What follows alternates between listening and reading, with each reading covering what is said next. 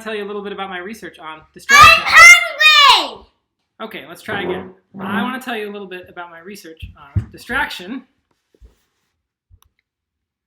I'm getting food for afternoon snack. Okay, I think the kids are busy. Hi, I'm Jeff Moher, Assistant Professor of Psychology and Neuroscience at Connecticut College. Hope you're all doing okay out there. I want to talk to you today briefly about my lab's research on attention and distraction, something that's been of interest to a lot of us lately with these new and very challenging circumstances. Some of us find that we're trying to get work done while surrounded by distractions, whether they be small children, the news, or the serious health and financial consequences of COVID-19 affecting ourselves or our families.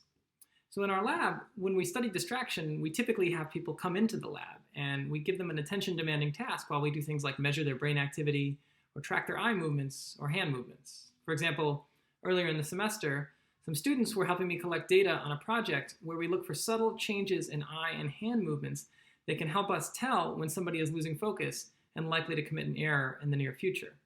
Unfortunately, with everything shut down, we can't collect data on that right now. But we also have some studies where we collect data online from participants around the country who do our tasks in their own homes on their own computers. I'll show you what one of those looks like. In fact, I'll give you a chance to try it out. So in this task, I'm going to show you some pictures. And if you see a picture of a city, I want you to clap. If you see a picture of a mountain, I want you to hold back on clapping. Okay, ready? So here's a city, you would clap. Here's a mountain picture, don't clap. Not too hard, right? But when we give this task to our participants online, it goes much, much faster. So now I'm going to give it to you at the full pace. Again, every time you see a city, clap. When you see a mountain, don't clap. Ready? 3, 2, 1, go.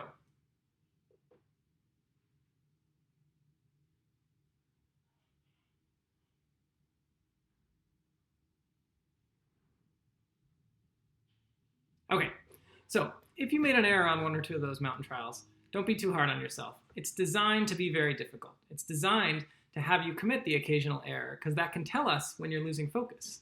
In fact, last summer, I had some students in my lab that used this task to try to study changes in focus over time. So in this task, what happens is, over time, you tend to make more errors. So here on the x-axis, or the horizontal axis, we've got how long people have been doing the task. And on the y-axis, we've got how often do they make errors on those mountain trials. And even right when we start out, people are already making errors about 20% of the time. But as they keep doing this attention-demanding task and they get more fatigued, they tend to make more errors.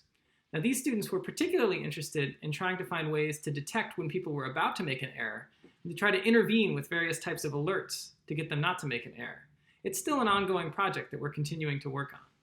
But with everything that's been changing in the last month or so, in our lab and in my classes, we've also been talking about how the current circumstances must be changing people's ability to maintain focus on difficult tasks. So now that we've got things like social distancing and these dramatically new environments, we want to know, how is this affecting people's ability to focus? Well, unfortunately, we can't go back in time, test your ability to focus a month ago, and then do it again today. But what we can do is we can present this task online and ask people a series of questions about how they're affected in the current situation. For example, how many people are you seeing each day? Or did you just watch news about the pandemic? Or how has COVID-19 affected you specifically? Some of us are relatively lucky and we still have our health and we still have our jobs. But for a lot of people, some themselves or someone they know has been infected, themselves or someone they know is a frontline healthcare worker who's at risk or who has pre-existing conditions, or they've lost their jobs. So this pandemic hits different people in very different ways, and you can imagine the more severely your life is affected, the more severely you might be impacted in terms of something like trying to stay focused and not getting distracted. So the students in my cognitive neuroscience course have been working really hard on developing a project to address just this question.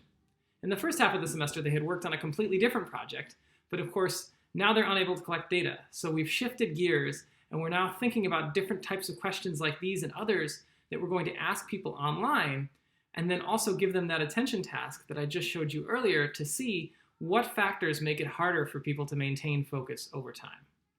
The last thing I'll leave you with is, from lots and lots of previous research, we already know that when you're stressed or when you're thinking about multiple other things, you're far more susceptible to distractions, and it's far harder to stay focused for a long period of time.